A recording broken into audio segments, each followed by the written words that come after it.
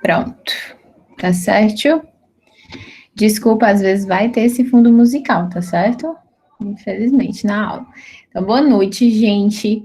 Eu vou rapidamente, eu vou aumentar a tela, eu não vou ver mais o chat com vocês. Então, se vocês tiverem alguma coisa para falar, na verdade, eu acho que eu vou entrar por aqui, né? Eu devia ter feito isso antes. Na próxima aula eu entro, para não atrasar mais ainda. Na próxima aula eu entro para ver o chat com vocês. Mas se alguém puder falar, professora, alguém está falando aqui alguma dúvida, ou abrir o microfone e falar, por mim eu prefiro, tá certo? Até para ter uma interação a mais. Vou rapidamente me apresentar, tá? Por favor. Meu nome é Bruna, tá? Eu sou dentista, eu não sou da área básica da saúde, não. Eu sou dentista, com formação em odontologia pela UFC. Eu tenho mestrado e doutorado também pela UFC, certo? Na área de prótese dentária, tá bom? E a minha, vamos dizer assim, por que a professora Bruna, né, a área de prótese dentária e estética, né, que é a minha área, foi parar na microbiologia, né? O que ela está fazendo na micro? As minhas pesquisas, desde quando eu era do PET, que é um programa de tutoria, de pesquisa e extensão lá da UFC, e do mestrado, doutorado, foram todas voltadas para microbiologia, para vocês terem ideia. Né? Vale, professor, e é por isso que eu digo a importância de vocês terem um conhecimento básico nessa disciplina. Eu sofri tanto quando eu tinha que começar minhas pesquisas, porque eu fiz essa cadeira meio que, não vou mentir, na UFC eu fiz meio que, vamos aqui. Só que no futuro eu realmente me compliquei, porque eu cheguei com a necessidade do quê? Como eu trabalhava com prótese, as minhas pesquisas eram terapias alternativas àquela terapia de antifúngico, certo? Deixa eu só ver se alguém entrou. Terapias de antifúngico, certo? Para prótese, para candidíase, que é a doença mais comum na utilização das próteses. Então, eu me vi diante de um método de pesquisa que meu Deus do céu, eu tive que trabalhar com fungo, com formação de biofilme, com biodicultura. Tudo isso vocês vão ver até nas práticas que a gente vai fazer. Então, eu trabalhei muito com a Juliana, com a Ramile, que são professoras de vocês também, hoje em dia aqui na Cristos. E todas trabalharam comigo lá na UFC. A gente lá, semanas, fim de semana, cultivando esses bichos. E, assim, eu vejo o quanto é importante pesquisas nessa área, né? Voltando, assim, um pouquinho, puxando para a nossa sardinha, porque, como eu falei para vocês vão trabalhar na boca, vocês vão ganhar o dinheiro de vocês, por exemplo, fazendo uma restauração maravilhosa, mas em cima do quê? Muitas vezes de um dente que teve um processo de cárie. A cárie é o quê? É uma doença causada por uma bactéria, nada mais, nada menos, é uma diferença de pH, né? É um meio ácido se tornando um ácido, dissolvendo H+, hidroxiapatite, lá. Vocês já estão cansados até... Não estão cansados não, estão muito no início para estar cansados. Mas vocês vão estar cansados de saber no futuro. Então, antes de pensar, eu vou restaurar, o propósito da odontologia da área da saúde é resolver previamente aquela doença estar instalada. Entende? Então, isso são as pesquisas em microbiologia. É a gente chegar com novos medicamentos, novas terapias para combater a bactéria, para combater aquela coisa inicial da doença, e não quando ela já está lá no futuro. Existem, lógicos, pesquisas com materiais e tudo, mas hoje em dia muitas das pesquisas, elas estão tentando acabar com aquilo ali, entendeu? Que começou a patologia, a doença, né, com utilização de células-tronco, muitas coisas, e hoje em dia as pesquisas estão avançadíssimas. Depois a gente fala sobre isso, porque é um caso de amor à parte. Realmente eu gosto muito de pesquisa, eu gosto muito mesmo. Então, quem tiver interesse também nessa área, pode falar comigo a todo momento, tá certo? Então, gente, hoje a aula, certo? Que eu vou falar com vocês é sobre essa imagem. A aula de hoje são sobre eumintos, né? A primeira classe de parasitas que vocês vão estudar. Por favor, não tenham ódio da professora Bruna, né? Ai, de parasitologia. Parasitologia é uma matéria importante, é uma matéria curiosa. Assim, muitos de vocês já ouviram falar das doenças que a gente vai, ao longo desse primeiro NP, comentar com vocês, lombriga. Hoje eu vou falar de uma doença que é bem comum também, duas doenças que eu gosto muito de falar, porque elas são bem comuns no Brasil, tá? uma delas é essa criancinha, né, com condições de vida precárias, saneamento péssimo, né, falta de saneamento muitas vezes, e você olha para ela e você diz assim, essa criança não tá normal, né, visualmente, se vocês forem assim, atender essa criança no PSF, ela tá com o dentinho quebrado, né, ela chegou, desculpa, pronto, ela chegou no consultório com a queixa de que tá com dor de dente. Mas você olhando para essa criança, você sabe que ela não tá bem. Tem alguma coisa acontecendo com ela. Ok, o dente dela tá doendo e a gente vai olhar a cavidade, a gente vai ver provavelmente uma cárie muito grande, porque se não tem condições de saneamento, muitas vezes não tem uma condição de higiene adequada. Às vezes eu me deparei já com casos quando fui fazer busca ativa, essas coisas que vocês também vão fazer em estágios, em comunidades, de famílias usando a mesma escova de dente, 6 indivíduos usando a mesma escova de dente, e a escova totalmente nada utilizável, e muito antiga, muito velha, por questão de pobreza mesmo, gente. Então, a gente se depara realmente com realidades bem distintas. Vocês vão atender na faculdade pacientes que têm até perfil de não serem atendidos na faculdade, né? Que aí são pacientes que eu digo até difíceis, porque são pacientes que têm uma certa condição financeira, mas que querem ser atendidos na faculdade e tudo, e pacientes de extrema pobreza que vivem na rua, tá? Então, isso daí é importantíssimo, você se ater a essas diferenças sociais, e muitas vezes é o que eles podem estar vivenciando, que eles podem estar sendo predispostos a doenças. Então, você vai tratar a dor de dente dele, mas ao mesmo tempo você vai fazer uma anamnese sempre. E vai perguntar para aquela mãe, né? Ele está sentindo mais alguma coisa? Né? Porque com você, como profissional de saúde, a mãe só foi no posto porque a criança devia estar chorando de dor por causa do dente. Porque dor de dente dói muito, não é pouco. No ranking lá das dores, está entre as maiores. Então, provavelmente foi isso. Aí você vai, né, como um bom profissional de saúde que você vai dizer, não, aí ela responde, né? Ele sente dor de barriga quando a gente aperta. Aí ele teve uma febrezinha também semana passada, ó. Pronto. Febre já é um indicativo de que o corpo não tá bem, né? Nunca ouvi falar de febre por dente. Então, febre é por sistema, pelo sistema, né? Sistemática. E a dor da barriga, você nota que a barriga dele tá estranha. Uma criança com essas condições é uma criança magrinha.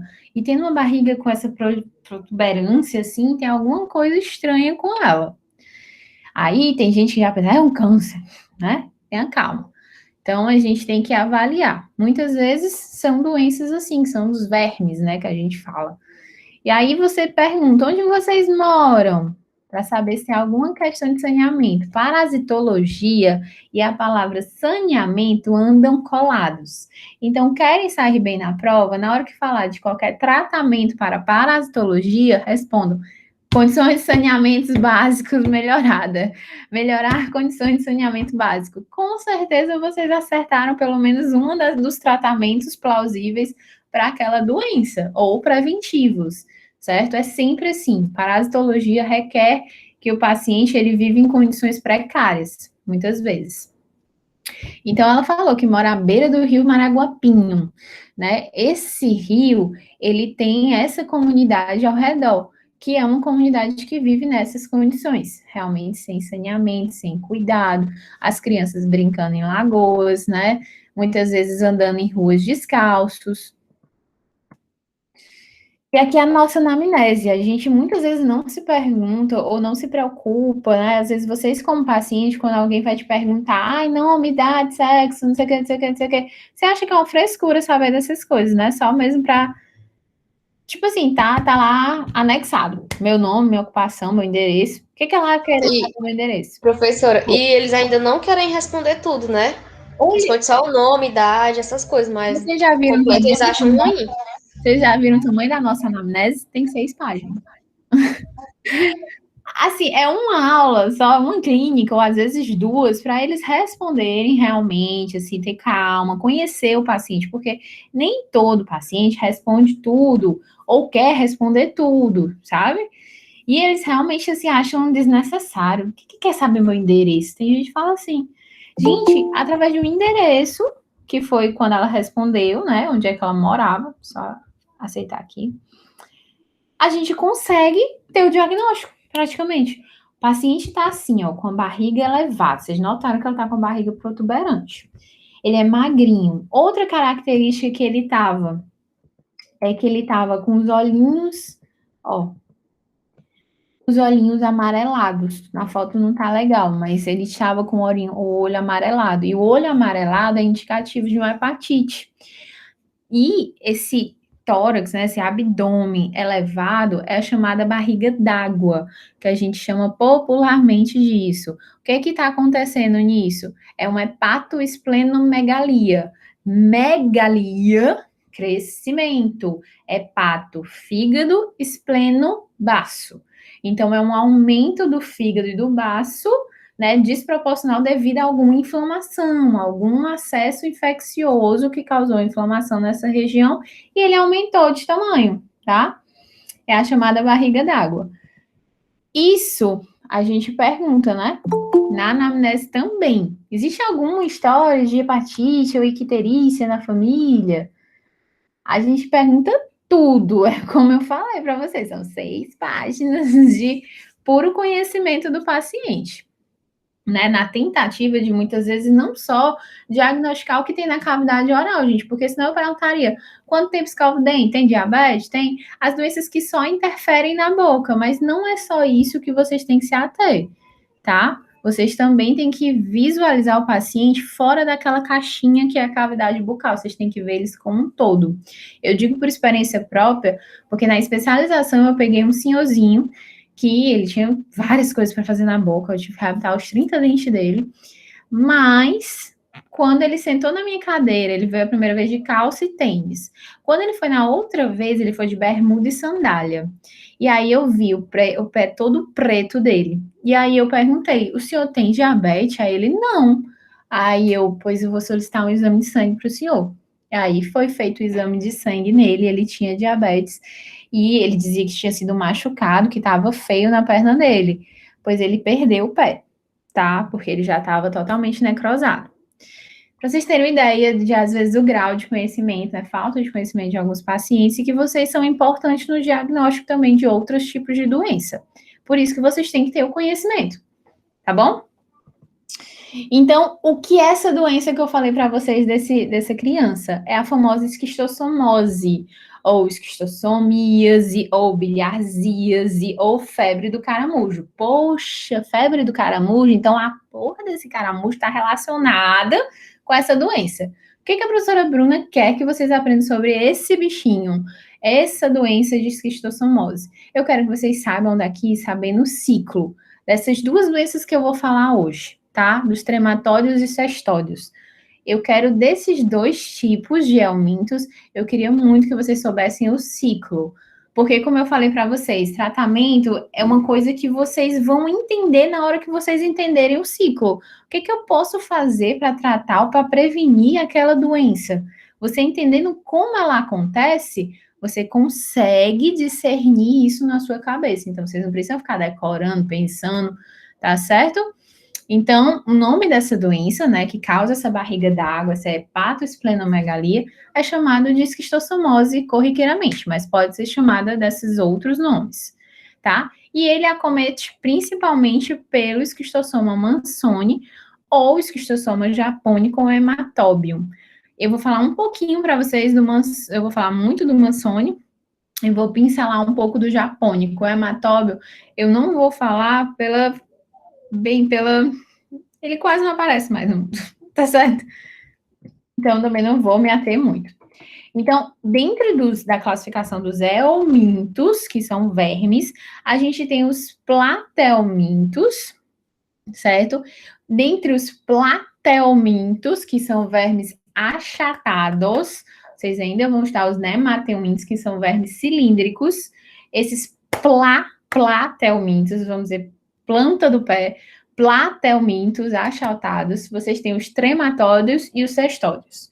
Dentre os trematóides, eu tenho esse esquistossoma, certo? Os cestódios, vocês vão ver que são as tênias, as famosas tênias. Então, são vermes achatados, carnudos, em forma de folha, requerem normalmente hospedeiro intermediário para completar o seu ciclo. O que são esses hospedeiros intermediários? E aí eu vou falar isso aqui. Eu quero que vocês saiam da aula sabendo isso daqui, por favor, é o que eu quero, por favor. Sabendo isso da esquistossomose e depois do da tênia, estou super feliz, porque alguma coisa de importante vocês adquiriram, de conhecimento, tá? E aí, véspera de prova, vocês dão uma estudada melhor, vocês estão preparados para as minhas questões. É praticamente isso, tá? Sem muito terrorismo. Então, sim, e eu repito várias vezes, tá? Esses ciclos durante a aula. O que acontece? Essa criança provavelmente foi brincar naquele lago, né, perto de casa, e na pelezinha dela entraram esses bichinhos que parecem ter uma cauda de peixe, que é o número 5. Vocês estão vendo? São as chamadas cercárias. Mas eu vou contar a historinha desde o início. Vamos dizer que Joãozinho, né, tava com esquistossomose e aí foi fazer cocô perto do lago. Durante o ato de defecar, saiu nas fezes dele pedacinhos, né, ovos, né, desses vermes. Esses ovos, eles têm até umas espículazinhas, uma pontinha que vocês vão ver em microscópios, porque aí vocês vão ter aula prática para isso. Ele tem esse espícula, essa espinha, esses ovos vão sair junto com as fezes no lago. Quando eles caem na água, eles eclodem, eles rompem-se e libera dentro dele os chamados miracídios. Miracídios é esse númerozinho 2 aqui à esquerda da tela de vocês. Eles é como se fosse uma palheta de violão. Olha a professora, uma palheta de violão, um negócio meio triangular, cheio de pelinhos ao redor, justamente para as vibrações causarem a locomoção dele em água, tá? Então, os miracídios, eles saem de dentro dos ovos, e esses miracídios, eles têm uma única função. Eu tenho que encontrar um caramujo. Eles precisam do caramujo para sobreviver, para se diferenciar, tá certo? Então, ele só vai causar doença se tiver o caramujo no local. Se for uma lagoa que não tem o caramujo, a doença não vai acontecer, gente. Tá certo? Então, o miracídio saiu de dentro do ovo, ele foi em busca do caramujo. Entrou no caramujo, se diferenciou, começou a fazer transformações, e dessas transformações se formou as cercárias, que são esses bichinhos, parece uma cabecinha em forma de garfo, e a caudinha com cauda de peixe, tá? Que justamente auxilia na natação. E o que é a função dela? Penetrar na pele humana. Então, ela que vai levar. Deixa eu ver, eu acho que alguém entrou aqui. Ah, entrou, desculpa. É ela que vai entrar dentro da pele, ela vai liberar essa cabecinha, né? A cauda ela sai, ela libera o material, né? Dos vermes dentro da corrente sanguínea. E aí, dentro da corrente sanguínea, aí o vermezinho ele vai caminhando, né? Vai parar onde? Em intestino e fígado. É onde eles vão fazer o sistema porta como de escolha para o amadurecimento da forma adulta. E o esquistossomo tem uma forma adulta bem peculiar. Eu vou mostrar uma fotinho para vocês. Tem o macho e tem a fêmea, tá? Eles são macho e fêmea. Vão ter vermes que vocês vão ver que são hermafroditas, né? Eles têm os dois sexos dentro deles. No caso do esquistossomo, não. Ele tem o macho e a fêmea, ele precisa dos dois para nhanhã e formar novos ovos que vão ser liberados pelas fezes, que vão cair no lago, que vão eclodir, que vão liberar miracídios. Desses miracídios vão navegar, vão procurar um caramujo. Dentro do caramujo se transformar em cercária.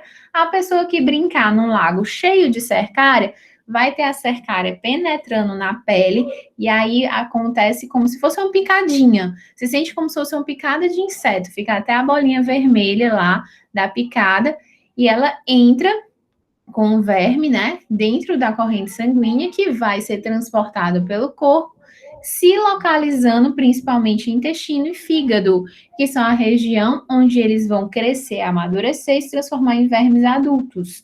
E o macho encontra a fêmea, que copulam, fazem novos ovos e assim vai pegando todo mundo ao redor naquela comunidade. Então, o jogo é esse, tá? Eu vou ficar repetindo ao longo da aula, mas alguém não entendeu?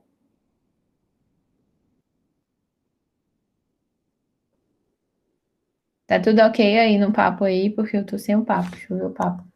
Tá sim, professor. Tá? Então, mais uma vez. Ovo na água, eclode miracídio, miracídio, caramujo, caramujo, É muita coisa, mas vai dar certo, professor. É. Basicamente, vocês têm que aprender o quê? Saiu o ovinho no cocô. Sempre vai sair alguma coisinha no cocô. Saiu o ovinho no cocô, nesse caso da esquistossomose. Caiu na prova. Ai, paciente mora perto de lagoa. Opa! Lagoa, lagoa. Se falar, então, do caramujo, você não pensa nem duas vezes, meu filho. Você escreve esquistossomose. Você não precisa nem ler o resto da questão, praticamente. Professora. Oi. Então, a cercária, eles só nascem se houver o miracídios com caramujo, não é isso? Sim. Uma das formas de tratamento seria o quê? De prevenção dessa doença. O que é que vocês fariam? Vamos pensar. Não deixar o menino pro lago.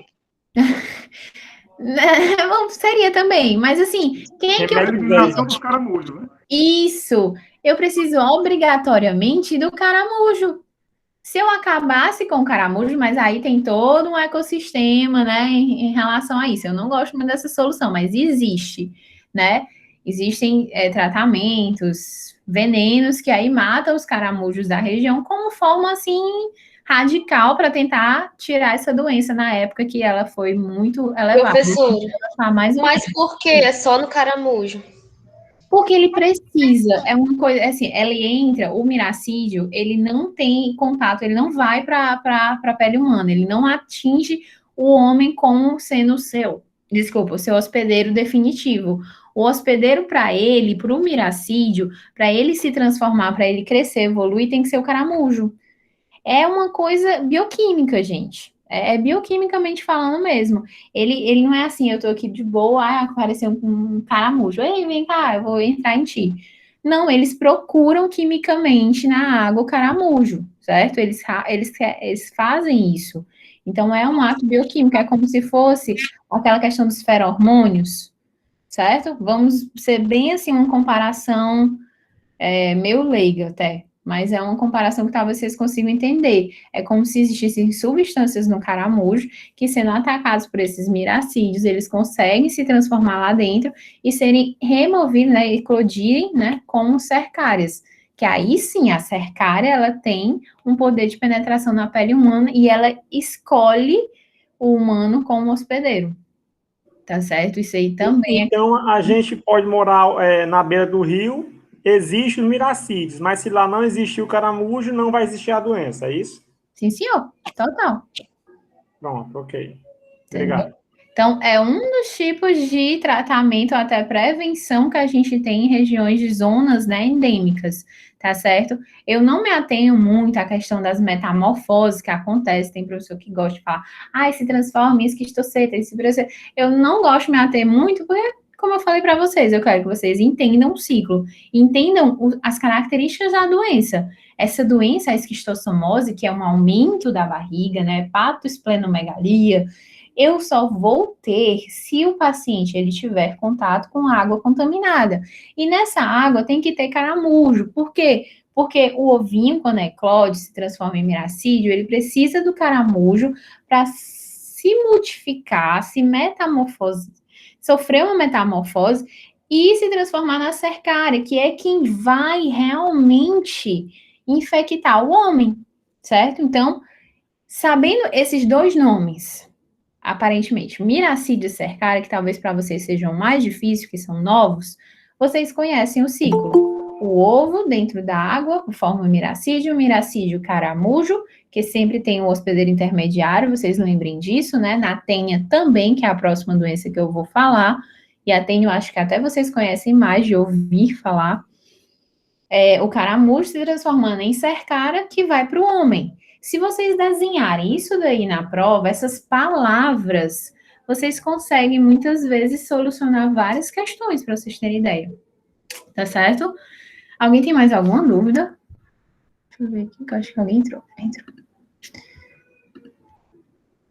Alguém tem alguma dúvida? Tá tudo ok? Podem falar, viu? Eu vou passando, mas vocês podem ir falando. Então, aqui, gente, a gente tem o ovo, né, que sai nas fezes desse esquistossoma. Vocês veem que o esquistossoma mansoni, que é o mais comum, ele tem esse espinho, tá vendo essa espícula no bumbum dele, sei lá, no dorso? Em uma das extremidades do ovo, vocês vão ver essa espícula. Por que que isso é importante, professor? Porque na aula, na prova prática de vocês, né, vocês vão ter que identificar o tipo de ovo. E tem o ovo do japônico, que ele é retinho, ele não tem espícula, certo? Ele é um ovinho. E tem o esquistossoma mansoni, que realmente tem essa espícula, tem essa pontinha na sua formação, e que para vocês diferenciarem de outros ovos, de protozoários, de outras doenças, é bom se ater a essa característica, tá certo? E também o opérculo, que é a região onde vai se ligar, né, aos receptores e assim eclodir quando chegar em água. No mansoni você não tem o opérculo, no japônico você tem o opérculo. Mas aí vocês vão ver um pouquinho mais aprofundado sobre esse opérculo na aula prática, tá bom? Que aí a gente vai identificar com vocês. E tá aqui a figurinha dos vermes já na forma adulta, lá no nosso fígado, no nosso intestino. Vocês imaginem esses bichinhos aí, né? A fêmea, ela é mais fininha e maior, e o macho, ele é esse menorzinho, mas mais robusto. E ele tem no meio da barriga dele, é como se ele tivesse uma abertura na barriga dele, que é chamado de canal ginecóforo, certo? Esse canal, essa abertura, a fêmea, ela se abraça dentro para poder nhanhar, certo? Para poder ter aquela relação. Oi. Por favor, só repete sobre o opérculo. O opérculo, certo? O opérculo é um dispositivozinho que a gente tem numa parte da extremidade do ovo, certo? Onde é responsável pelas mutações daquele ovo em formato de miracídio. Tá bom? É basicamente isso, gente. Não se atenham muito. A gente vai aprofundar um pouquinho sobre o opérculo realmente na aula prática. Que aí vocês vão ver um pouco melhor. Ok? Ok, professor, obrigado. De nada. Ok, professor. Aí vocês têm o macho e a fêmea. Tá vendo como eles são bonitinhos? São bonitinhos, eu acho eles bonitinhos. Os vermes de hoje eu acho bonitinho. O esquistossoma e a tênia. Certo? Então, eles realmente têm esse canal ginecóforo. Vocês veem que a fêmea, ela é como se estivesse inserida dentro da barriga do macho, que é onde realmente eles fazem a cópula para formar os ovos que vão ser depositados no intestino grosso, né? Juntamente com as fezes. Então, é aí que se formam os ovinhos a serem eclodidos, né, serem eliminados com as fezes. Então, eles não são hermafroditas. Hermafroditas são vermes que, no próprio corpo, eles possuem o órgão sexual feminino e o órgão sexual masculino. Então, eles conseguem se autocopular, né, vamos dizer assim, e formar novos vermes, tá bom? No esquistossoma, eles não são. O que é uma exceção, certo? Muitas vezes é uma exceção. Vocês vão ver que a tênia já é. Então, o esquistossoma, ele tem isso como uma exceção, ter o macho e ter a fêmea. Por isso que eu acho eles bonitinhos. E no microscópio, vocês conseguem ver eles bem bonitinhos, desse jeito a figura. Eles são parasitas intravasculares obrigatórios. Vocês não vão ver ele andando em pele, como, por exemplo, a larva migrans e outros parasitas. Vocês não conseguem enxergar eles. Vocês vão ver eles só em corrente sanguínea. Então, como é que a gente identifica esses vermes? Só quando eles saem ou através de exames de imagem, tá? Ou quando eles saem, que eu digo, os ovos dele em fezes, a gente consegue diagnosticar através de exame de fezes. E aí a gente consegue diagnosticar direitinho. E aí a defesa, certo? Contra o hospedeiro. Essa doença, gente, ela tem um caráter bastante crônico. Ela não é aguda, assim, a criança andou lá no lago, e não é só criança, tá? Pode ser adulto também. Andou no lago, foi picado lá, cercaram e entrou dentro da pele, e pronto. Então, começou febre, mal-estar, aconteceu o fígado, não. Ele pode ser encontrado em indivíduos de até 20 a 30 anos lá dentro. Tá? Então, você conviver com um verme dentro do seu intestino, do seu fígado, utilizando do seu sangue, da sua nutrição para poder crescer, se reproduzir, é uma ideia meio, né, difícil, Difícil. A tênia, então, que é enorme, né? Ela consegue se esticar, dado o tamanho de uma sala. Então, a tênia é muito grande, às vezes. E aí, já aconteceu episódios do House, certo? Quem quiser assistir, o cara lá tirando o verme, realmente parece como se estivesse tirando o intestino, de tão grande que tava. Maravilha, né? Tá comentando isso em plena sexta-noite. Espero que todo mundo tenha jantado. Então, o Mansone. São ovos ovais e espícula na lateralidade, então sempre vai ter essa espícula para vocês diagnosticarem. Em relação à epidemiologia, a gente tem localidades que não têm controle, né? Como a África, infelizmente, ainda é sem controle, então existe muita esquistossomose lá. E áreas em que o controle já é em larga escala, mas ela não está erradicada, que é aqui no Brasil, tá? Por exemplo, aqui ainda não foi erradicada. Então, a gente não está livre disso, a gente ainda pode encontrar, apesar de todas as nossas campanhas antigamente contra a esquistossomose, e em alguns casos já está quase erradicada. Mas notem que, infelizmente, as coisas só acontecem do hemisfério para baixo, né? Do hemisfério sul, porque do hemisfério norte a gente não nota nenhum pintadinho. Realmente, a questão da parasitologia, ela acomete muito países tropicais e países subdesenvolvidos, que são muitas vezes encontrados no hemisfério sul, gente. Tá? Então, para vocês terem um pouquinho de geografia aí. E dentro do Brasil, né, aquela faixa de positividade, onde eu tenho faixas alarmantes, ainda um pouco no litoral, né? E algumas faixas já bem, assim, tranquilas de se trabalhar, que são as mais verdes. Então, aqui no Ceará, a gente ainda tem uma faixa verde, não tem tanta presença. Mas em alguns cantos de outros estados a gente tem realmente, e assim, vocês não podem, aqui eu não vou ver. Não é bem assim, porque vocês não sabem nem onde é que vocês vão trabalhar ainda, se vocês vão ter uma oportunidade fora. A gente nunca tá, né? A gente nunca sabe. Então vocês têm que saber de tudo um pouco, realmente. E aí a síndrome clínica, o que é que a gente nota no paciente? Primeiro, né? Se ela entrou pela pele, causou urticária, causou dermatite, então tem aquela feridinha, aquele edema, como se fosse uma picada. Tá aí, ó. É desse jeito que fica. E normalmente, gente, uma lagoa contaminada com cercárias, vocês imaginam assim, foi só um miracite que entrou no caramujo e saiu só uma cercária. Não. Quando a gente fala disso, são vários, tá? Quando você fala que ovos foram depositados, são, às vezes, milhares de ovos depositados nas fezes, tá bom? Então, isso daí é uma reprodução em larga escala, não é como a gente que produz uma criança depois de 9 meses. Eles conseguem rapidamente proliferar um grande número de parasitas. E aí, normalmente, quando tem, quimicamente, né, quando a pele humana está dentro da água, eles conseguem sentir isso, e aí não é só uma cercária que penetra, são algumas. E aí, a migração do verme, ele pode, pela corrente sanguínea, chegar a pulmão, o que vai causar tosse, lógico, vai causar uma irritação naqueles alvéolos. E quando em presença já no fígado, que é a região, né, que ele mais gosta, a região porta, vai causar hepatite, que é aquela sintomatologia clínica que a gente até falou no começo da aula da criança, que é o olho amarelado, né? Às vezes as unhas também ficam amarelados, falta de apetite, a questão da megalia, né, que é bem característica dessa doença, que é a barriga d'água. Quando eles estão nos vasos mesentéricos, né, do fígado, aí a gente pode ter febre, mal-estar abdominal, sensibilidade naquela região. Quando já estão na mucosa do intestino, aí podem causar o espessamento da parede intestinal com dor, tá bom? Então, os ovos, quando eles estão ainda no fígado, eles causam dor, febre, assim como qualquer outra sintomatologia abdominal. E quando eles estão também no intestino, eles também causam esse aumento, esse espessamento, irritação da parede intestinal. Então, sente um incômodo. Diariamente, a pessoa sente um pouquinho de incômodo, uma dorzinha, que acha que é uma dor de barriga por alguma coisa que comeu.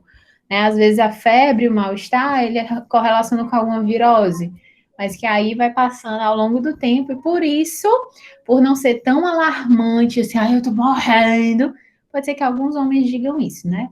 Porque tá com febrinha. Mas, normalmente, não é uma coisa tão, assim, vamos dizer, dolorosa, a ponto da pessoa correr para o hospital.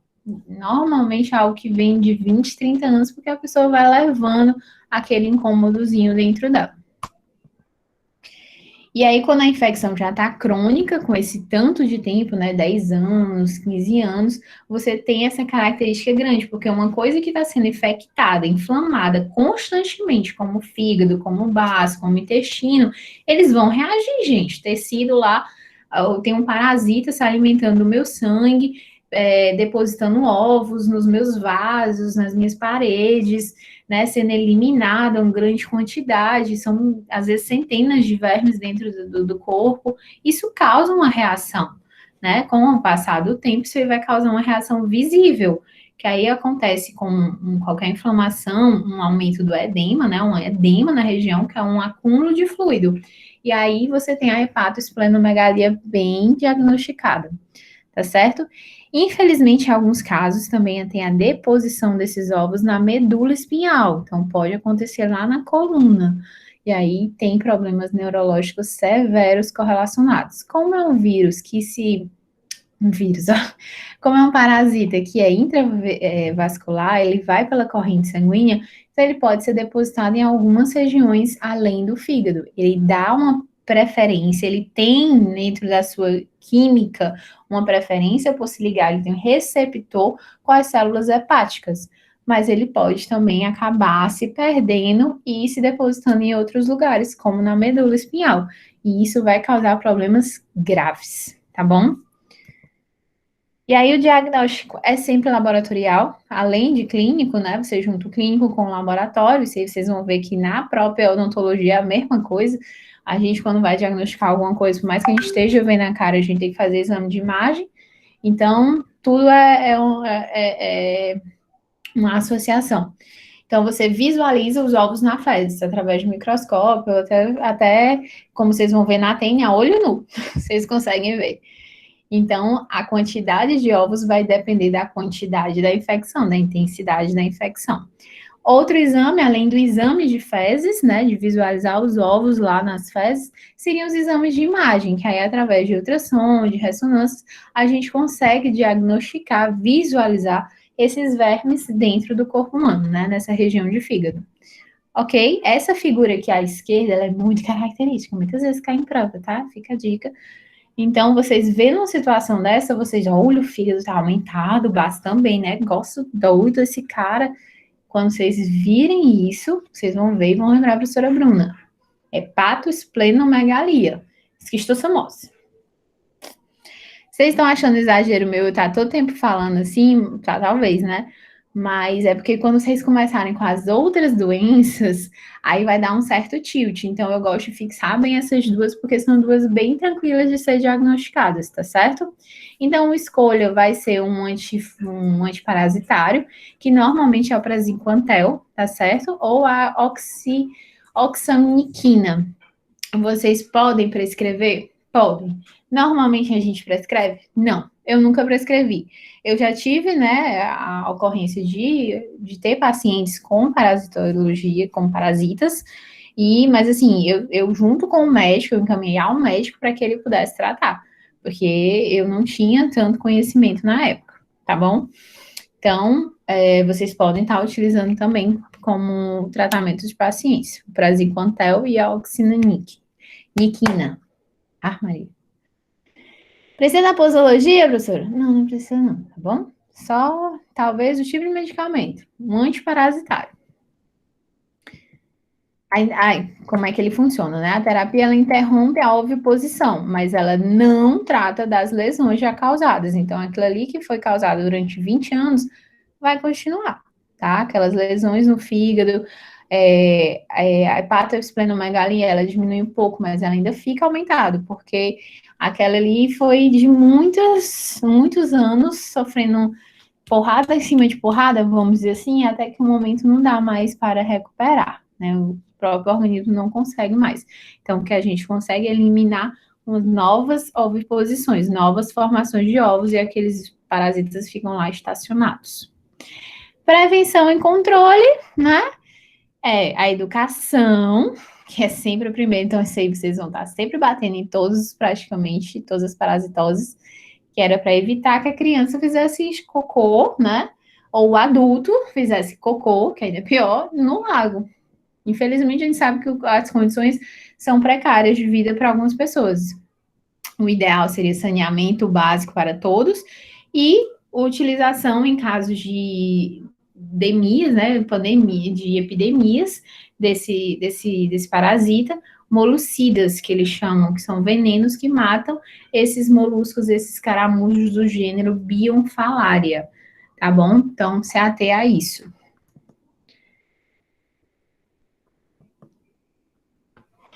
Esse que eu falei para vocês é o Mansone, tá certo? O japônico eu gosto só de pincelar a diferença dele para o Mansônio. Ele é muito mais severo, tá? Ele não é muito acometido aqui. Japônico, vocês acham que é da onde, né?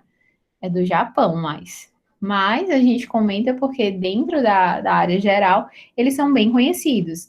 Eles são menores, eles são quase esféricos, eles não são ovais, eles são quase uma bolinha, e eles vêm praticamente sem espículos, o que é uma característica já marcante.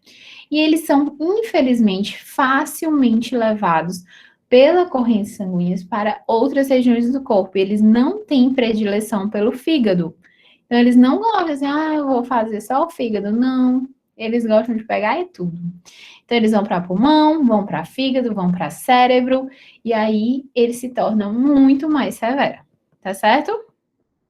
Daqui o Mansone, tá aqui o japônico. O ovo dele é bem diferente, né? Ele é mais oval, e ele não tem essa espícula que o Mansone tem. E o hematóbio, né? Só para vocês visualizarem, é como se ele tivesse um ovo dentro do ovo. Você consegue visualizar bem direitinho esse núcleo que ele possui. Desculpa, gente. O japônico, a epidemiologia dele, né? A prevalência é realmente mais situada. Quem quiser ver aí na figurinha, ele é o laranja. Ele é da cor laranja, ele é mais situado na Ásia e nas regiões aí de Japão. Tá? Aqui no Brasil, a gente só tem esse azulzinho bonitinho que é o Mansone. E aí ele tem semelhanças com o Mansone, assim como qualquer parasitologia, vocês vão ver febre, mal-estar e dor abdominal, característico de muitas doenças, são comuns nessas características. É chamado, quando mais evoluída a doença, da síndrome de Katayama, né, uma coisa bem asiática. E aí pode causar febre, calafrios, tosse, urticárias, linfadenopatias, esplenomegalia, dor, justamente porque eles podem se depositar em diferentes localidades, tá bom? E até mesmo em cérebro, que pode causar convulsões, defeitos visuais e, em alguns casos, até mesmo morte, tá? Então, realmente é mais severo do que o Mansone, que é o encontrado aqui, mas é um também necessário de ser comentado. A escolha também para tratamento seria um antiparasitário, praziquantel, educação da população, educação básica, né, e saneamento. Mesmas coisas, tá? Deu para entender os trematódeos, a esquistossomose. Alguém conseguiu, tipo, pessoa, ovo na lagoa, esse ovo quebra, solta o miracídio pega caramujo ele se transforma no cercário entra de novo na pele de outro indivíduo, de um homem, indo pela corrente sanguínea até fígado, intestino, se transformando na forma adulta, que não é hermafrodita, que é sexo feminino, sexo masculino, tem a fêmea e o macho, que vão copular, formar novos ovinhos que vão ser eliminados pelas fezes. É basicamente isso que eu quero que vocês realmente entendam da esquistossomose. O resto vocês conseguem, raciocinando, pensar um pouquinho. Quais são os sintomas? Se ele se deposita em fígado, intestino, onde é que eu vou ter dor? É na cabeça? Não, eu vou ter dor abdominal. Se como qualquer inflamação ou infecção, vai dar no início um pouquinho de febre, um pouquinho de mal-estar, tá? Então, é basicamente isso. E a característica principal da doença é a hepatoesplenomegalia, que é aquela figurinha que vocês nunca mais vão esquecer da esquistossomose, é o caramujo, que vocês vão lembrar, e daquele meninozinho com a barriga bem grande, que é a barriga d'água, é a hepatoesplenomegalia. Tá certo? Tudo ok até aqui? Ei, professora, me tira só, por favor. A senhora tinha falado que o esquistossoma é exceção porque ele tem macho e fêmea, né? Isso. Aí, Aí quais são os outros que tem que, tipo, são hermafrodita? Vocês vão ver agora, vou falar agora, por exemplo, de outro. Porque, assim, dentre os helmintos, que são os vermes, a gente tem os Não, André, você queria platelmintos, que eu saber. Era falei, isso. né? O grupo. Pronto. Dos Isso. platelmintos, que são os vermes achatados, a gente tem os trematódeos, que são os esquistossoma, e tem os cestódeos, que são as tênias, por exemplo. Quando vocês forem para o nematelmintos, também tem hermafrodita, tá certo? As tênias, elas possuem os órgãos reprodutores nessas divisõezinhas que aí eu vou falar para vocês. Então, ela consegue, elas são hermafroditas. Em cada proglote, ela tem um órgão reprodutor. Mas, rapidamente, antes de eu comentar delas, porque eu acho que delas vocês talvez até tenham ouvido falar mais, tem níase, porque teve uma época aí, quem for mais das antigas, que passava direto no jornal, questão da carne, porque o hospedeiro intermediário da tênia não é um caramujo que vocês nunca viram na vida, é o porco e a vaca, certo? Então, são animais bastante conhecidos do nosso churrasquinho, ok? Então, por isso que às vezes ela é mais comentada. Alguém, alguma dúvida nos trematórios, no esquistossomose? Não? Vou entender como não, tá? E aí, vou dar continuidade. Tem os trematódios, esquistossomose. Tem os cestódeos. Oh, nome lindo, né? Eu não pergunto se escolher na prova, não, tá? Mas tem os cestódeos, que são as tênias. Eles também são achatados, como todo verme platelminto, certo? Ele tem uma cabeça linda, que é chamada de escólex, que é essa cabecinha aí que tá na figura, para vocês vão ver que ela tem umas ventosas e uns ganchos. Esse processo fica dentro da gente, eles grudam dentro da parede do intestino, na mucosa, e esses ganchinhos é justamente para agarrar a parede e sugar o sangue, né? Então, existem. E tem o corpo, essa fita, que é um corpo em formato de uma fita mesmo, de tão achatadinho que eles são. Tem essas divisões, estão vendo? É como se fossem vários retângulos o corpo dele. Isso daí são chamados de proglotes. Esse nomezinho eu quero que vocês aprendam sim. Por quê? Porque em cada proglote que vocês estão vendo nessa imagem, e só rapidamente, porque uma tênia pode ter milhões, cada proglote dessa tem um órgão feminino e um órgão masculino. Então, cada proglotezinha dessa pode formar centenas de ovinhos. Tá certo? Então, comece daí o babado. Eles não possuem sistema digestivo. É cabeça, eles se alimentam rapidamente por transferência, eles passam para as proglotes, que tem os órgãos reprodutores, e assim vai se dividindo. É como se fosse uma bactéria super, super evoluída, né? Vamos dizer assim. O homem pode ser o hospedeiro intermediário. Essa é a grande jogada da teníase, tá? Porque a teníase é uma doença que ela ataca o homem, mas é como se fosse assim, a teníase é um hospedeiro definitivo. Existe outra doença que ela pode atacar como sendo intermediário. O homem ele pode ocupar o lugar do caramujo, certo? Mas eu vou falar para vocês. O ovinho dele, eu acho ele bem diferente, tá? Do ovo do esquistossoma. Quando vocês forem ver lá no microscópio para acertar na prova, ele é como se fosse um núcleo com uma cápsula ao redor e ele tem como se fosse raios de sol, certo? Vocês estão vendo como se fossem uns raiozinhos. Realmente isso daí é chamado de embrióforo radiado. Ele literalmente é radiado. Ele tem umas radiações assim, uns raios, vamos dizer, como se fosse um solzinho, tá bom? Então, esse é o ovinho dele, ele é bem circular e com essas características. Aí vamos falar do ciclo. Pera que eu botei essa, mas eu não gosto muito dessa. Eu gosto dessa, porque eu gosto que vocês vejam. Negócio de coisa escrita. Desculpem. Vamos lá. Vamos começar, né? Pessoa, nada higiênica, né? Tava lá na fazenda do seu José, deu uma apertada, uma desinteria, e foi fazer o cocôzinho, foi defecar. Só que ele não esperou muito para ir ao banheiro e fez lá na hortinha, umas plantinhas. Veio, na hora que ele foi, ele estava infectado com tênia, né? A tênia, ela joga essas proglotes, a tênia tá ali, né, o escólex, a cabeça e a proglotezinha, cada proglote cheia de ovinhos, né, porque eles se reproduziram cheia de ovinhos. Ela vai liberando cada pedacinho desse de proglote, ela vai soltando nas fezes. As fezes caíram lá no matinho e esses proglotes eclodiram, né? Quando as fezes vão para o meio ambiente, muda a temperatura, muda a pressão, muda o pH, muda muita coisa, aí eles eclodem liberando os ovos. A proglote se rompe liberando os ovos lá nas plantinhas. E quem é que come, né, as plantinhas? O coitado do porco, que come tudo.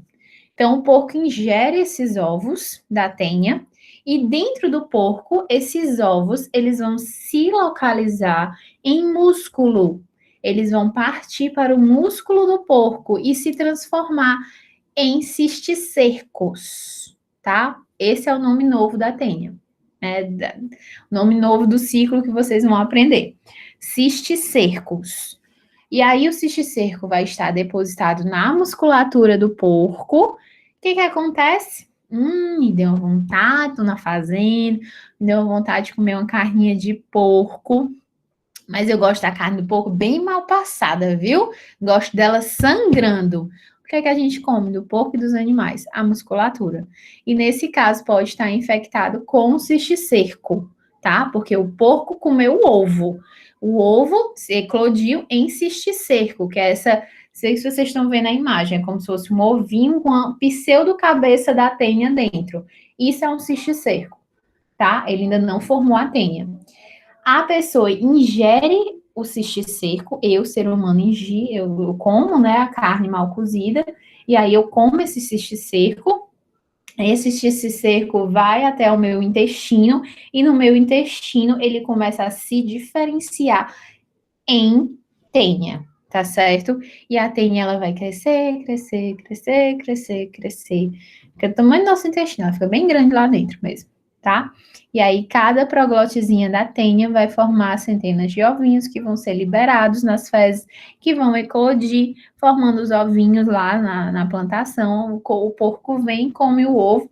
Dentro do porco se transforma em cisticerco, que fica no músculo. Eu como a carne do porco, que é o músculo contaminado com o cisticerco, e eu acabo pegando a teníase, tá? Ok? Posso repetir? Eu ainda vou repetir. Basicamente, sempre vocês vão ter um ser humano fazendo cocô. Basicamente. E aí, eclodindo os ovos. Nesse caso, eu não tenho lagoa. Os ovos, eles vão ser diretamente ingeridos pelo animal intermediário, que no caso é o porco, tá? Da tênia solium é o porco, da tênia saginata é a vaca, ou boi. A diferença das duas é essa, que eu já tô até me adiantando. E aí, o sólio, ele vai, né, o ovo vai ser depositado na musculatura do porco, se transformando em cisticerco. Eu ingiro o cisticerco quando eu como carne mal passada, mal cozida. E aí, em mim se forma a tênia, que aí eu tenho a chamada teníase, tá? Vocês estão vivos ainda? Estamos aqui, professora. Vivos e fortes, né? Eu já não gosto muito de carne, professora. Depois dessa aula de hoje, com certeza eu virarei vegana. Aí que eu vou mostrar. Pessoal, comer ao ponto, né, professora? Nada de mal passada. Né? Pra que esse negócio sangrando? É só comer uma carnezinha bem assada, pai. Assada Não é nem sashimi, oxe, né? Mas o pessoal gosta da carne de porco é bom demais, Ave Maria. E é importante saber a origem, né, da carne. Justamente, De onde aí vem, há uma diferenciação, né? Por exemplo, eu vou comprar a carne, mas eu vou fazer lá em casa. Você consegue visualizar? Você consegue visualizar isso aqui, ó. Tá? Ele tem 10 milímetros. Você consegue enxergar o cisticerco. Vocês estão enxergando essas bolinhas brancas? Não é porque a carne tá podre, não. Não é porque a carne é assim, Dá não. pra ver bem direitinho isso aí. Né? Mas, assim, É só não comprar, né? infelizmente, às vezes a pessoa também não tem nem opção, né? É a que dão para ela. A gente tem que entender tudo no mundo e vocês, é um caso assim, 1 milhão. Não, meu cunhado teve esse caso. Meu cunhado teve cisticercose, que é o que eu vou apresentar para vocês. Tá certo? Então, vocês realmente, assim, isso existe. Isso existe. Professora, qual é a forma mais grave da doença, então? Vocês vão ver, não é a teníase em si, a teníase ela é grave pela cronicidade dela e tudo, mas ela não é, assim, a forma mais grave, não. A forma mais grave é se eu, ao invés de comer o porco contaminado com o cisticerco, eu comi o matinho contaminado com o ovo. Essa é a diferença. A outra que ser vegetariana, né, tá se dando mal, tá se dando mais mal agora. Ai, meu Foi, viu, Joelma? Até as plantas, cuidado, viu? E agora? Mas tem que lavar, galera, né? O povo, né, é aquela coisa, tem que ter uma procedência boa, você tem que ter uma higiene, é higiene, né? Parasitologia é muito higiene. Então, vocês vão pegar as plantinhas e vão lavar, muito bem, vão desinfectar com A clorídrico. cada 2 litros d'água, 3 gotas de água sanitária. Muito bem, repassando conhecimento, adoro. E vocês vão pegar aquela plantinha, se vocês comerem o ovo da tênia, né, que foi liberado nas fezes, e onde vai formar na gente o cisticerco, certo? Só que o cisticerco, ele é uma forma mais letal. Por quê? Porque ele se deposita, aí eu já tô passando muito à frente, gente, mas ele se deposita em vários cantos. A tênia não, a tênia só fica no intestino, até porque ela cresce tanto, é sério, se você esticar uma tênia dá, às vezes, o tamanho de uma pessoa, 2 metros e pouco, certo? Dentro do intestino. Mas o ovo, o cisticerco não, gente. O cisticerco, ele pode vir pela corrente sanguínea e ficar em olho, musculatura, sistema nervoso central. O do meu cunhado é em cérebro, tá? Ele foi enganado, como o pessoal fala, quando ele era criança. Os médicos chegaram para minha sogra dizendo que ele ia morrer, tá?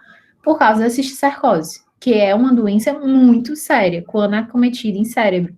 Tá? Ele faz uma isquemia da região cerebral, onde ele se deposita. É como se fosse mini infartos. Mas hoje em dia ele tá super de boa. Mas vocês vão ver que fica lá. Ele não desaparece, não consegue matar. Ele fica lá estacionado. O tratamento é esse. Então, rapidamente, antes de evoluir, tá? A epidemiologia da tênia, infelizmente, a área vermelha é ainda muito afetada, a área vermelha escura, que é a nossa, né? Américas Latina, do Equador para baixo, tá? É onde a gente tem o maior número aí de casos pandêmicos. Pandêmicos não, endêmicos. Gente, olha isso aí.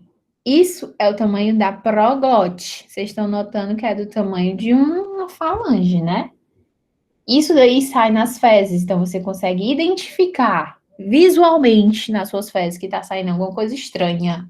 Por quê? Porque a tênia, ela não é pequenininha, não. A tênia, ela é grande, ó. Se você imagina que você é uma proglote dela, ela é mais ou menos desse tamanho em todo o seu intestino, tá? Então, ela é grande, ela é visualmente bem detectada em exames de imagem, e a proglote, ela é realmente visual, né? Você consegue enxergar que você está defecando uma coisa estranha. E dentro dessa proglote tem milhares de ovos, né? Centenas de ovos. Eles tomam ciência, muitos pacientes, eles conseguem se autodiagnosticar, porque eles literalmente, né, eu acho que é uma proteção do ser humano, aqui todo mundo faz cocô, e quando faz cocô, olha, tá? Quem diz que não olha, não, é mentiroso. Olha, pra saber se tá bem, se tá tudo ok. Então, acho que uma proteção animal que a gente tem para saber se tá tudo ali nos conformes. E aí, gente, é detectado rapidamente, né, para um exame de fezes, e a gente detecta se tem os ovos ou as proglotes sendo eliminadas já nas nossas fezes, tá? E a tênia sólium ou saginata, que aí é a diferença das duas tênias. A tênia sólium, ela tem só ventosa, a saginata, ela tem praticamente só essas ventosas, tá? E a sólium não, é aquela da figurinha. Ela tem as ventosas ao redor do escólex, mas ele tem esses ganchos na parte do ápice. E aí a diferença delas é essa, tá bom? Visualmente falando, é só anatômico. E a saginata, ela é encontrada em bois e vacas, e a sólium em porcos, tá bom? Então, é isso daí. O tratamento seria um antiparasitário, a niclosamida, tá? E como prevenção, o que é que acontece? Gente, olha, mais uma vez, você entendendo o ciclo, pessoa fez cocô contaminado, liberou ovo no matinho, né? No alface. Esses ovos, esses proglotes eclodiram em ovos.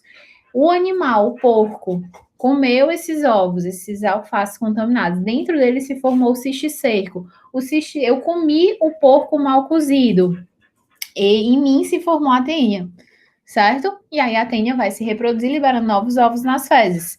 Qual o tratamento? Além de saneamento, para você não ficar fazendo cocô em cima de uma alface, você tem que o quê? Realizar o cozimento da carne suína e da carne bovina até que o seu interior esteja cinza, né? Preferencialmente. Eu sei que ao ponto aquele vermelhinho é muito saboroso, maravilhoso, mas se você souber a procedência.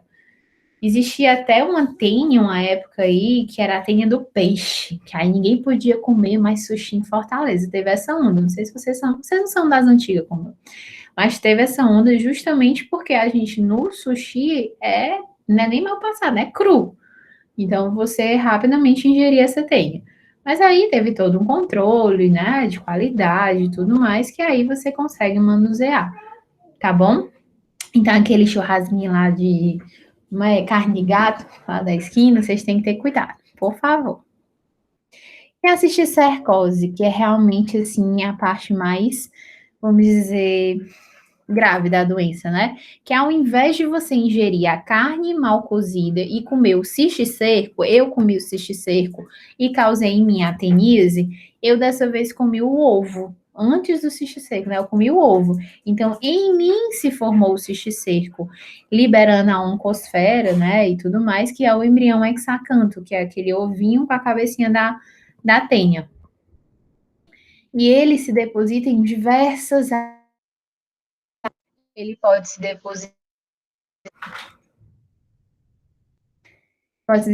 em olhos, pulmões, eu não estou vendo a palavra, mas cérebro, tecido conjuntivo, musculatura.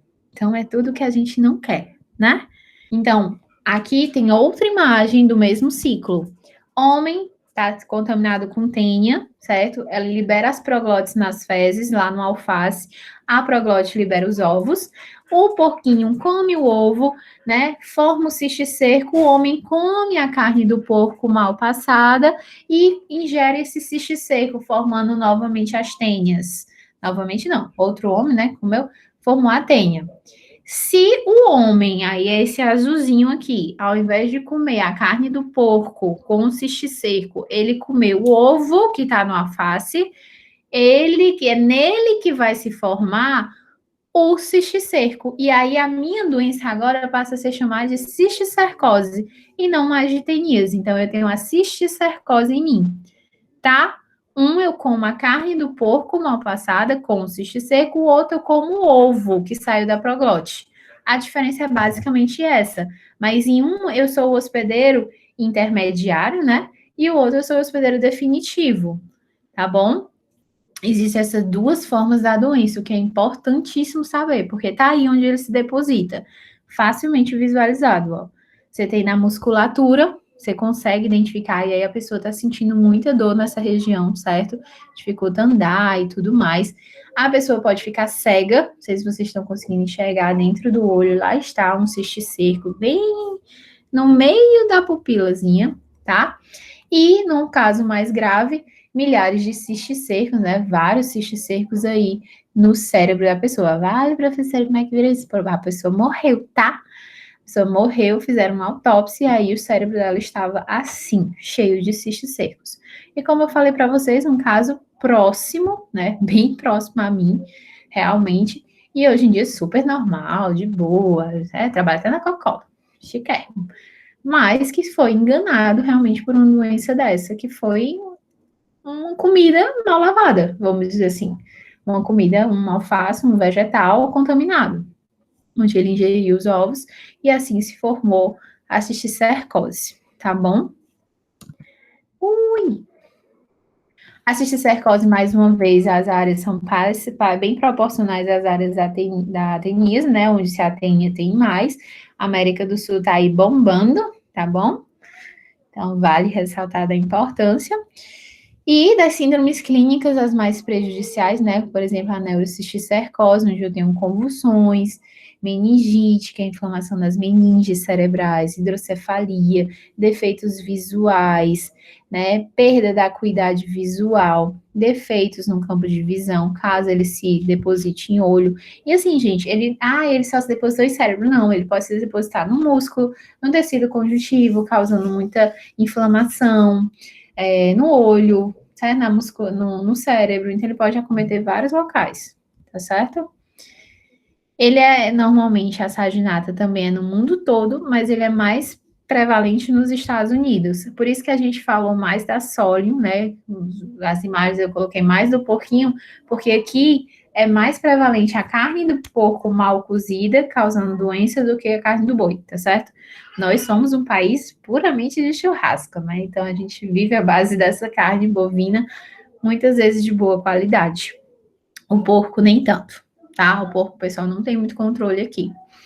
Eu acho que é por isso que minha mãe, ela tinha eu não sei, minha mãe, ela pegou também uma doença parasitária, mas o dela foi outro tipo de parasita.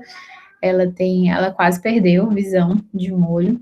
Antigamente, eu acho que tinha mais doença parasitária, eu fiquei pensando agora. E o dela foi a leishmania. Eu esqueci, gente, mas é a doença que ela diz que é do gato. É de rato, né? É como se fosse uma leptospirose, assim. Esqueci lá, né? Depois eu vou perguntar pra vocês. Mas ela é um caso, assim, todo oftalmologista gosta de olhar os olhos dela, porque são várias coisinhas depositadas. E ela enxerga, não tão bem, mas enxerga. E ela morria. Eu nunca comi carne de porco na minha casa, gente, pra vocês terem ideia. Eu vim comer carne de porco depois de adulta na rua, assim, nos restaurantes e tudo, mas lá em casa a mãe não deixava. Não deixava entrar carne de porco. Eu acho que vinha de uma cultura, né? Dizendo que podia estar contaminado. Eu acho que antigamente, como eu falei para vocês, podia ter maior prevalência e o pessoal assustava-se mais, né? Com isso. E aí, as tenias, normalmente é assintomático, como eu falei para vocês. Às vezes tem uma dor de barriga, então ela não é aquela doença séria, assim, eu vou morrer. Professora, não é a toxoplasmose do gato, não? Isso. Que até as pessoas dizem que é do pelo do gato, né? Isso. Muito obrigada, porque é tanta doença. Mas é a toxoplasmose, justamente. Eu lembro como se fosse hoje, eu criança, a mamãe chorando em casa, porque o médico disse que ela ia perder a visão. Deve ser sinistro, né? Mas graças a Deus deu tudo certo. Conseguiram reverter, conseguiram estacionar, na verdade, a doença dela. Mas ela teve toxoplasmose. Muito obrigada. E aí, gente, a teníase, como eu falei pra vocês, ela não é tão grave, assim, ela não causa muitas dores, ela causa incômodo, tipo esse esquistossomose. Gente, pra durar um verme dentro de você durante 30 anos, é porque você não sente muita coisa, tá? A tênia é do mesmo jeito, ela é uma doença crônica, não é de um dia pro outro que aquela tênia daquele tamanho, de 2 metros, vai ser formada, não. É ao longo de anos, tá bom? Exame de fezes, laboratorial, ou exames de imagem, como vocês viram, né? A gente pode fazer radiografias e visualizar na musculatura aqueles, por exemplo, cistos secos. E o tratamento é a base de antiparasitários, que é o praziquantel e a niclosamida, que são os dois que a gente conversou por aqui. Tá? Prevenção basicamente é o quê, professora? Professora. Da carne. Oi. Professora, tira só uma dúvida aqui que o João botou no chat. Fale. H. pylori é parasita ou é bactéria? Bactéria. É bactéria, né? Bactéria. H. pylori é uma bactéria que a gente encontra muito no nosso estômago, tá? Obrigado. Em região intestinal. É causadora de várias doenças, inclusive o câncer. Professora. Oi. Essa questão de como eles têm essa longuidade, né? Vamos dizer assim, de 20 a 30 anos. Eu acho que é por isso que quando a pessoa vai para o médico com queixas assim, queixas básicas, como por exemplo, mal-estar, dor na barriga, primeira pergunta que eles fazem, tá? Quanto tempo que você fez o último tratamento para a doença de vermes? Nos últimos 10 anos, nos últimos 5 anos?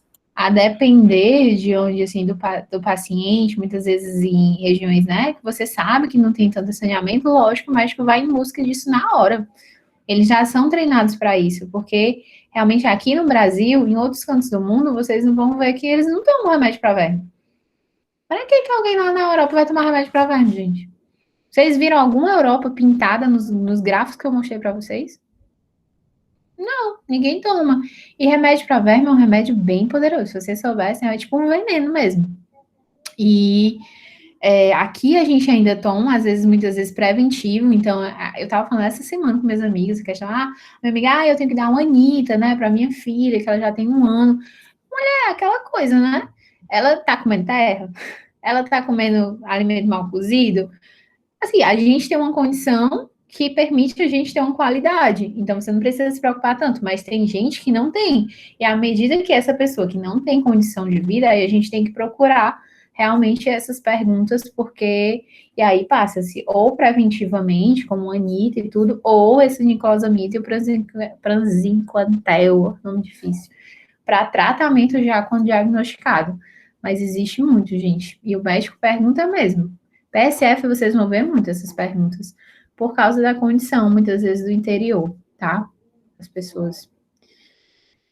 Deixa eu ver. Professora, Oi. eu sempre ouvi desde criança, que todo mundo, independente de ser adulto ou criança, 1 vez por ano tem que tomar remédio para verme. E eu sempre fiz assim, então não tem necessidade. Eu também. Não, faz uns 20 anos que eu não tomo, não. Vou nem mentir, galera. Não, assim, é porque, assim, eu tenho marido médico, né? Então a gente conversa muito, assim, sobre isso, sobre várias coisas. E dentre essas, a gente comenta. Existia realmente, antigamente, por exemplo, na época da minha mãe me dava remédio, quando eu morava lá, quando eu era criança, ela, firme e forte lá, todo ano eu tomava o meu Anitazinho. Mas, à medida que a gente vai crescendo, né, vai evoluindo, a gente vai questionando. E a gente não tem essa necessidade, né? Aparentemente, a gente não tem mais essa necessidade pelas condições.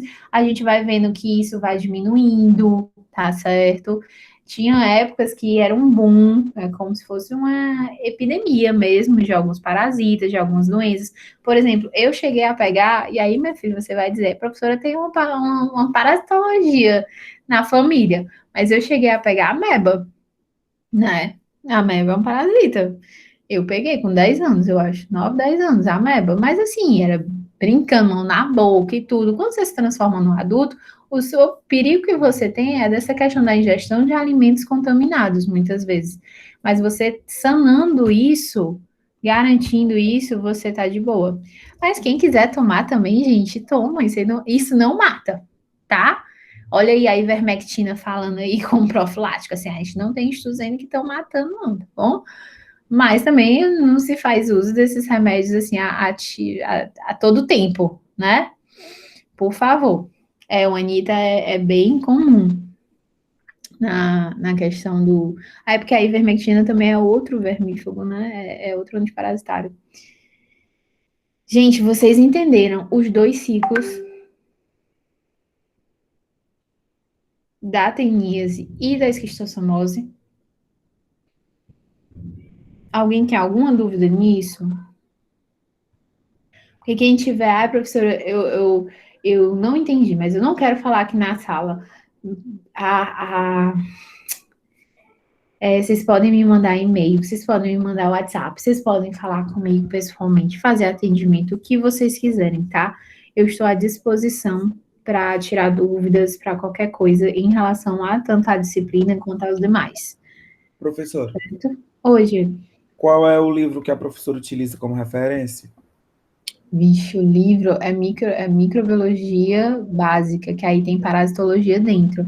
Eu vou só relembrar aqui a referência que a Ju colocou na parasita esse semestre. Não sei se ela mudou. Cadê o telefone da líder de sala, hein? Por favor. Pois é, Gabi, eu gravei a aula. Eu vou perguntar para a Ju se eu posso, se ela me autoriza disponibilizar, que aí eu disponibilizo para vocês. Porque eu acho legal, interessante para aquelas pessoas que têm, né, realmente o interesse de ficar revisando alguma coisa, vocês podem assistir novamente, tá bom? Professora, a monitora colocou aqui no nosso grupo que o livro guia é